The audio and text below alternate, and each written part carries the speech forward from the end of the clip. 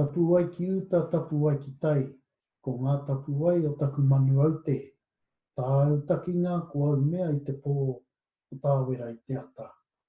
Au morangi ti ai e taku manu, te kupu mihi rārunga ngā marae o Ngāti Mahutaki te haua auru. E ki runga ki ngā paikura o te iwi whakarongo. Ko ta tū mai ki tēnei wānanga a te arangi. Ki kona koe taku manu ta tangi mai ai koro ki mai ai. He kupu rui rui, he kupu whakaohoho. E mau te hono o te iwi, tapu ai ki uta, tapu ai ki tai, ti hei mauri ora. Haere mai e te whānau. Welcome to this online wānanga named Tapu ai ki uta, tapu ai ki tai.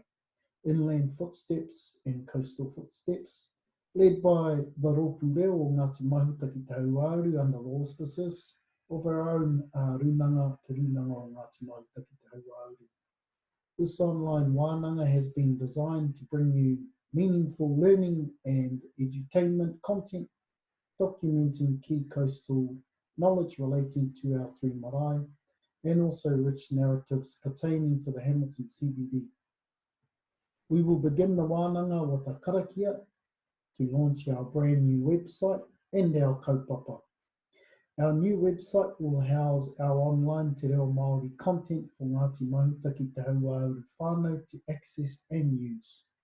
Following karakia, we will join Les Tuteo, who will take us on a guided whikoi around the Hamilton CBD area, imparting significant pūrākau relating to place, space, art and people. You can either join us online or in person as per the information on the Facebook page. We will live stream this event so whānau can join no matter where they are in the world. To round off the online wānanga, Jason King has composed a significant waiata relating to some of the important coastal sites in Aotearoa. As such, he has created videos of this waiata and the kupu will ensue.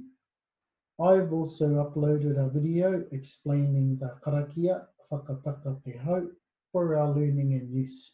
So get into it whānau, o te tūmanako, ka whāngaihia tō ke te wānanga ki ngenei kōrero mo tētahi wā, kei tōna wā, ko hingo kai anō ki te ako.